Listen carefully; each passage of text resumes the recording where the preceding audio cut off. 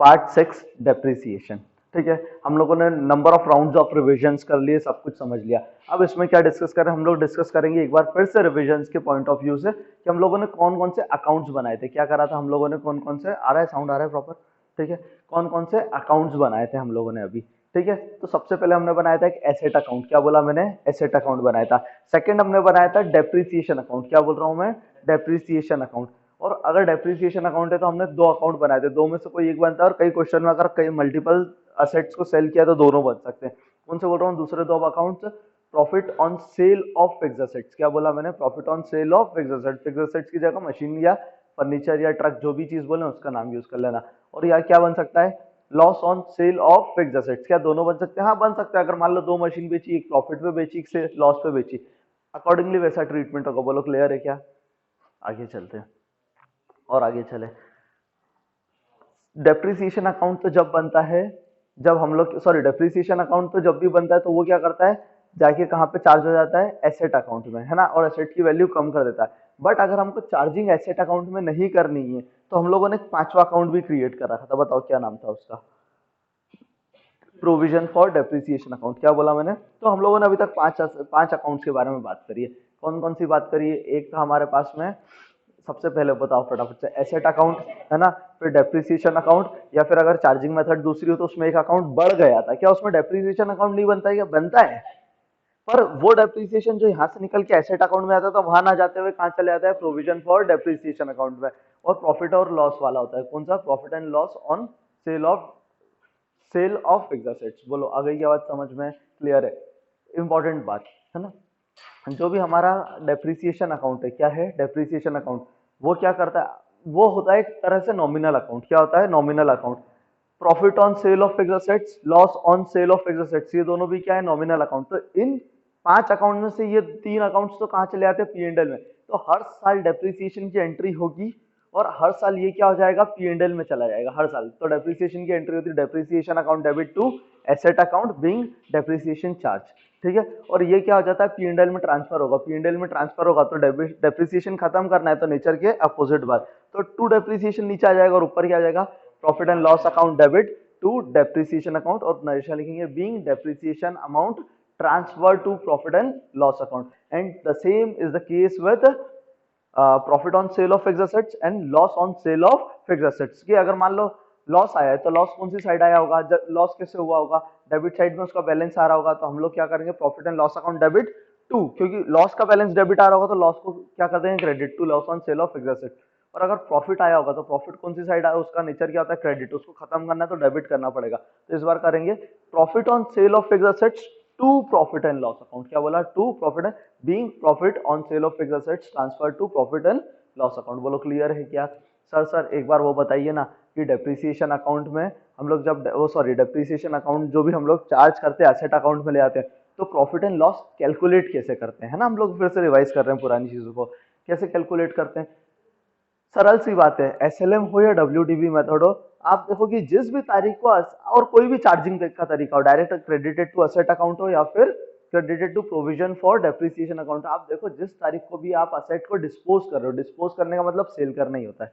क्या बोल रहा हूँ, डिस्पोज करना मतलब सेल, कि जिस भी तारीख को आप सेल कर रहे हो उस तारीख को असेट की वैल्यू क्या आ रही है, बुक वैल्यू, क्या आ गई है, बुक वैल्यू, है ना। अगर आपने मिड ऑफ द ईयर भी अगर आपने असेट सेल करी है तो प्रोपोर्शनेट नंबर ऑफ मंथ जितने आपने कहीं पर जितने यूज कर लिए उतना डेप्रिसिएशन आप पहले चार्ज करो, और देखो आज बुक वैल्यू क्या है, अब ये बुक वैल्यू आ गई।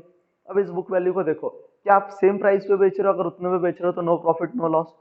बुक वैल्यू से कम पे, यानी कि 1.5 लाख की एसेट है, आपने 145 में बेची, 1,45,000 में, तो ऑफकोर्स 5,000 का लॉस है। आपने क्या करा, 1,58,000 में बेची तो 8,000 का प्रॉफिट है। बोलो क्लियर है क्या? फर्क कहां पर आ जाता है, जब एसएलएम मेथड होती है तो हम लोगों को एसएलएम के अंदर क्या, सॉरी एसएलएम नहीं बोलना चाहिए, मेरे को ये बोलना चाहिए कि जब क्रेडिटेड टू असेट अकाउंट होता है, क्या बोल रहा हूं मैं, depreciation credited to asset account, तो हमारे पास में डायरेक्टली क्या होती है, बुक वैल्यू पे ही चलता है। एसेट असेट अकाउंट हमारा काय पे चलता है, बुक वैल्यू पे ही चलता है, तो वहां दिक्कत नहीं आती। क्यों? क्योंकि जितने में बेची हमने एसेट उतने को यहाँ पर हम लोग, जैसे एसेट अकाउंट में इधर, क्योंकि ये डेबिट साइड है मेरा, तो इधर मैं लिख देता हूँ बाय बैंक, और दिख जाता है कि मेरे को कितने का जो भी लॉस है, तो बहुत सरल हो जाता है। पर यही होता है जब credited to provision for depreciation account, तो एसेट अकाउंट तो कॉस्ट पे चलता रहता है हमेशा, कुछ होता ही नहीं है इसके अंदर। तो पहले जो भी एसेट बेच रहे उसका जो प्रोपोर्शनेट डेप्रिसिएशन है कि इस एसेट पे क्या डेप्रिसिएशन लगा होगा। जैसे हमने क्वेश्चन करा था कि 8 लाख की एसेट थी जिसमें से 1,20,000 की बेच दी, तो हमने माना कि दो एसेट होगी, एक 6,80,000 की 6,80,000 की एक एसेट होगी, 1,20,000 की अलग एसेट होगी। और 120 का आज तक क्या प्रोपोर्शनल डेप्रिसिएशन होगा उतना प्रोविजन फॉर डेप्रिसिएशन अकाउंट से उठा के पहले यहाँ लाते हैं। तो मान लेते हैं 1,20,000 में से 50,000 डेप्रिसिएशन होगा, बची 70 की वैल्यू। अब असेट हम अब जैसी तो बची 70,000। अब देखेंगे अगर हमने 70 में बेच दी तो लिख देंगे बाय बैंक, वो एक 20 का हिसाब बन गया।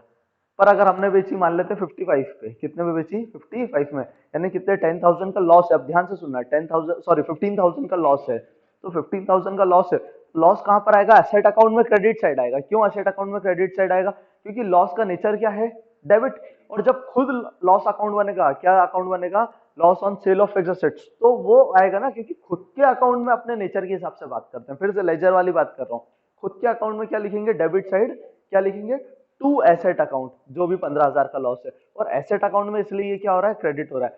पर यही 17,000 की एसेट अपन 75 में बेच देते तो बैंक में तो लिखते बाय बैंक, पर इधर एक 20 था और इधर क्या करा 50 और 75, यानी एक 25 कर दिया, तो 5,000 एसेट अकाउंट में डेबिट साइड पे आ जाएगा। एसेट अकाउंट में डेबिट साइड पे क्या आ जाएगा, to profit on sale of fixed assets. और एसेट में डेबिट आया तो खुद के, क्योंकि प्रॉफिट का नेचर क्या होता है, क्रेडिट होता है, तो खुद के अकाउंट में तो क्रेडिट साइड आएगा। यहाँ पे क्या लिखेंगे, बाय एसेट अकाउंट। बोलो क्लियर है क्या। चलो आ जाते हैं हम लोग कि डेप्रिसिएशन हम कैलकुलेट कैसे करेंगे, है ना, डब्ल्यूडीवी मेथड में। एक काम करते हैं, एक दो चीज और रिवाइज कर लेते हैं, या तो फिर core WDV next method next part में ले लेंगे। एक और चीज बताता हूँ, ये तो मैंने क्या बता दिया, एसेट अकाउंट, है ना, जिसको हम लोग नॉर्मली मशीन अकाउंट या ट्रक अकाउंट, जो भी एसेट का नाम दिया उस नाम से बात करते हैं। अब आता है उसके बाद में डेप्रिसिएशन अकाउंट। तो मैंने ये भी बता दिया, डेप्रिसिएशन हर साल चार्ज करते हैं, जो भी उसका बैलेंस आ रहा होगा वो कहाँ ले जाएंगे हम लोग, प्रॉफिट एंड लॉस अकाउंट में लेके आएंगे। खास बात ये रखनी कि अगर इस साल असेट हमने बेच दी है कोई मिड ऑफ द ईयर में, और कुछ है जो साल के आखिरी में होगी, और कुछ है जो नई खरीद ली है, तो डेप्रिसिएशन अकाउंट में 3 बार डेप्रिसिएशन जाएगा। क्यों, एक बार तो उतना प्रोपोर्शनेट कि साल के शुरू से लेकर जिस साल तारीख तक असेट बेच दी है उतने टाइम का एक डेप्रिसिएशन चला जाएगा।